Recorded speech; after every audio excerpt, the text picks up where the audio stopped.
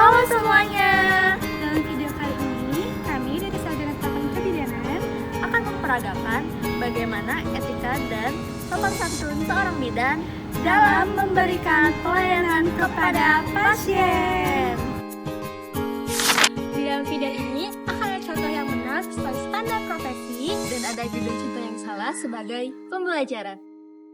Perkenalkan, nama saya Nabila Pati Nusamati. Saya Siska Cecilia. Saya Natasha Kirana.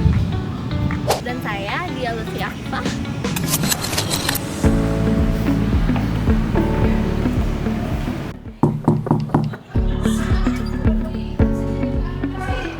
Assalamualaikum Ibu. Waalaikumsalam. Ya, sebentar ya, Neng. Kenapa nih? Duduk aja. Oh iya. Sebentar ya, saya ada ini penting sebentar ya. Ada keluhan apa? Jadi gini Bu, saya setiap datang menstruasi suka sakit perutnya. Itu kenapa ya? Ya wajar. Namanya menstruasi pasti sakit. Nah, ini itu adalah contoh video pelayanan yang salah ya teman-teman. Kenapa sih bisa salah? Karena bidan tidak menunjukkan sikap sopan santun kepada pasien, seperti tidak ada salam, tidak ada perkenalan diri, tidak tersenyum, dan tidak menggunakan komunikasi terapeutiknya. Padahal etika profesi ini mengharuskan bidan menghargai martabat pasien dan memberikan rasa nyaman kepada pasien. Assalamualaikum Bu. Waalaikumsalam. Silahkan masuk. Silahkan duduk, Neng. Baik, sebelumnya ada yang bisa saya bantu? Saya kesini mau diperiksa. Neng ada keluhan apa? Jadi gini Bu, saya tuh setiap menstruasi suka sakit perutnya.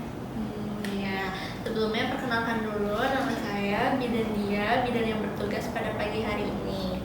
Kalau boleh tahu, Neng dengan siapa namanya? Saya namanya Nabila. Baik. Nah, di sini adalah contoh video pelayanan yang benar. Karena di sini bidan menunjukkan sikap sopan santun kepada pasien, seperti memberikan salam, memberikan senyum, memperkenalkan diri, menggunakan bahasa tubuh yang ramah, serta membuat pasien merasa aman dan dihargai. Oke, sekarang saya lanjut ke pemeriksaan fisik ya.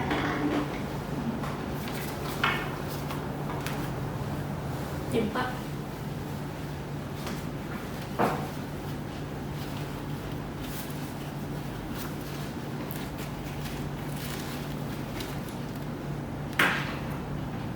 Di dalam video ini kita bisa lihat ya teman-teman bagaimana sikap bidan saat melakukan pemeriksaan terhadap pasien.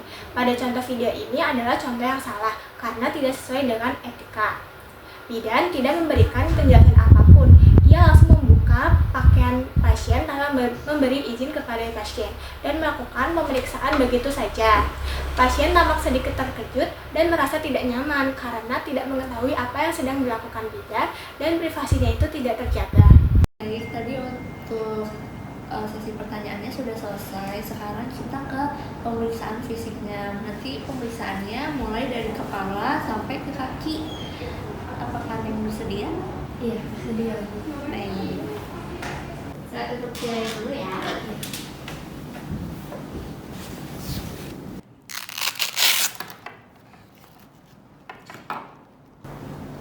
Neng, punten ini untuk pemeriksaan. Untuk lengan bajunya harus digulung. Mau saya bantu gulung atau mau sendiri? Boleh dibantu aja Bu. Ya, punten ya. Iya. Nanti untuk pemeriksaannya mungkin ada sedikit sakit. Iya. Berbeda dengan contoh video yang benar. Di sini bidan terlebih dahulu menjelaskan secara singkat langkah pemeriksaan yang akan dilakukan serta meminta persetujuan pasien. Setelah pasien menyetujui, bidan memastikan ruangannya tertutup dan hanya membuka bagian tubuh pasien yang perlu diperiksa. Dengan sikap yang lembut dan komunikasi yang baik, pasien merasa dihargai dan tetap memiliki kendali atas tubuhnya. Selanjutnya kita masuk ke tahap konseling setelah pemeriksaan. Perhatikan perbedaan antara contoh yang kurang tepat dan contoh yang benar. Kita akan mulai dari contoh yang kurang tepat. Tadi dari hasil pemeriksaan Itu mah cuma dari head biasa Neng, udah aman, gak usah dipikirin. Tapi Bu, ya sakitnya teh sampai. Ya itu nggak apa-apa, itu mah masih aman. Itu juga paling karena Nengnya kurang olahraga. Tapi saya takut Bu. Aduh, nggak usah ditakutin, itu mah nggak apa-apa, biasa, nanti juga paling hilang sendiri. Udah ya? Ya udah, jangan. Teman-teman, tindakan seperti ini nggak boleh dilakukan ya. Bidan nggak boleh putus, cuek, atau menjawab seadanya. Pasien datang itu butuh penjelasan, butuh didengarkan, dan juga butuh rasa aman. Kalau bidannya itu nggak fokus, tidak menatap pasien, dan hanya menjawab seadanya, pasien bisa salah paham dan malah jadi makin cemas. Nah, komunikasi seperti ini itu merupakan komunikasi yang tidak profesional dan juga melanggar etika kesehatan. Nah, dari hasil pemeriksaan tadi, hasilnya itu cukup aman. Nah, kalau untuk nyeri head yang dirasakan itu masih nyeri head yang di tahap ringan. Nah, itu tuh masih cukup sering terjadi, tapi itu masih kondisi yang aman, tapi tetap harus ditangani. Oh begitu ya Bu. Ya, saya ngerti kalau nyeri head itu pasti sakit, Nengnya juga jadi takut ya. Bu, Ya.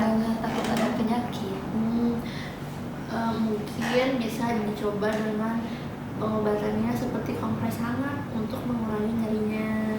Kalau untuk penyakit mah tadi mah masih belum ada, masih tahap normal. Mungkin nanti kalau disertai dengan keluhan lain, yang bisa melakukan pemeriksaan ulang kembali untuk dievaluasi lagi bagaimana nyeri headnya. Oh gitu ya. Ya, baik Neng, untuk tadi sesi pemeriksaannya sama untuk penjelasannya sudah selesai. Neng ada yang ingin ditanyakan? Sepertinya cukup Ibu. Oh iya, mungkin cukup sekian dari saya. Mohon maaf kalau ada kekurangan. Neng sehat-sehat terus ya. Terima kasih Ibu, sekarang saya jadi merasa lebih tenang. Iya, nanti kalau misalnya ada apa-apa lagi, boleh kontrol ke sini lagi. Ya Ibu siap. Ya. Nah, sehat-sehat ya Neng. Hati-hati. Mari saya antar. Mari Bu, Iya. terima kasih. Baik Bu. Nah, ini contoh tindakan yang tepat. Jadi memberikan perhatian penuh, menjelaskan dengan bahasa yang mudah dipahami, dan memberikan ruang bagi pasien untuk bertanya. Sikap yang lembut, empati, dan memberikan edukasi dengan bahasa yang mudah dipahami menjadikan pasien lebih merasa dihargai dan lebih paham mengenai tentang kondisi tubuhnya. Inilah komunikasi yang profesional dan sesuai etika. Ingat, pasien itu butuh dibimbing, bukan untuk diabaikan. Terima kasih. Baik teman-teman, sekarang kita masuk ke bagian kerahasiaan pasien ya. Mari Bu. Ya, makasih banyak ya Bu. Iya, terima kasih, Bu. Mari. Ya.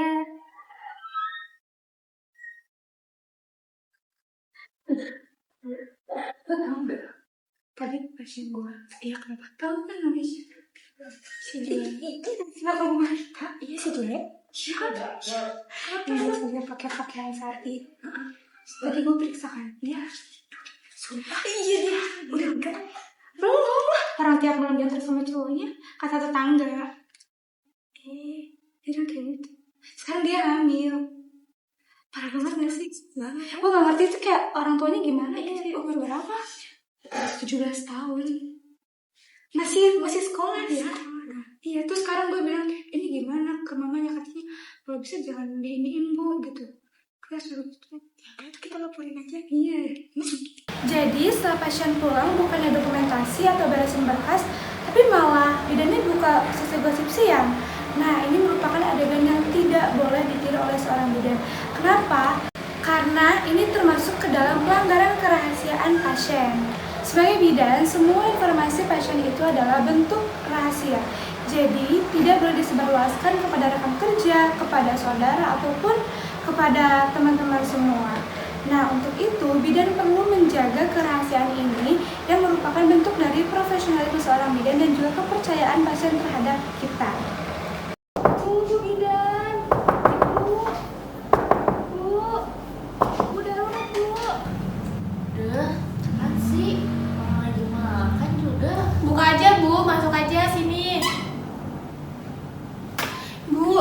tolongin Bu, itu adik saya. Kan kemarin habis lahiran, terus sekarang juga dia tuh perdarahan terus Bu, keluar terus darahnya. Kenapa ya Bu? Habis lahiran kan? Iya. Tadi saya udah periksa 2 jam yang lalu. Tapi sekarang darahnya keluar lagi Bu, ayo Bu dong dicek. Ya udah nanti saya kesana ya, saya periksa. Kalau enggak, itu di luar tadi ada bidan Mona. Tapi paling tungguin aja. Tapi lama nggak Bu? Enggak lah, makan mah tuh bentar lagi. Terus gimana Bu? Itu kan kita tahu bisa dulu. Ya tunggu dulu aja ya. Nanti saya kesana kok, tenang. Gitu ya Bu? Iya udah deh. Kalau enggak itu di luar tadi ada bidan Mona, sekalian aja tanyain. Ya saya lagi makan. Terima kasih ya Bu. Nah teman-teman, ini merupakan contoh klasik yang sering banget kejadian tapi nggak boleh sampai terjadi. Lihat tuh, bidannya lagi makan. Pas pasien datang malah bilang, Duh, kan sih orang lagi makan juga. Buka aja Bu, masuk aja sini. memang sih teman-teman, kalau dilihat dari sekilas mata terlihat klasik dan biasa saja gitu. Tapi pada kenyataannya, pasien pada video ini merasa tidak didengar, tidak dihargai, dan ingat, bidan harus tetap memprioritaskan pasien di atas kepentingan pribadi. Bu bidan, Bu tolongin dong Bu. Itu adik saya. Tenang dulu Bu, tenang, tenang dulu Bu. Adik saya itu kan tadi habis lahiran, terus sekarang dia perdarahan terus Bu, keluar terus darahnya. Yaudah kita kesana aja yuk. Ayo Bu, makasih banyak ya Bu. Aduh. Nah, kalau yang ini baru tuh profesionalisme. Bidannya tetap lagi makan, ya wajar sih manusia. Tapi ketika pasien datang, bidan langsung sigap membereskan makanan dan langsung merespon dengan cepat. Bidannya tuh tidak mengulur waktu, tidak menyuruh ke bidan lain, dan responnya tuh tanggap juga cepat. Ini yang disebut dengan ramah, respon cepat, dan menghargai pasien. Jadi pelajarannya, bidan boleh makan, boleh istirahat, tapi begitu pasien datang, etika tetap nomor 1. Menjaga kerahasiaan pasien, bahasa yang sopan, perhatian penuh ke pasien, dan tidak mengulur-ngulur waktu, itu merupakan suatu tugas bidan untuk menjaga profesionalisme agar pasien merasa dihargai, didengar, dan yakin bahwa ia sedang berada di tangan yang tepat.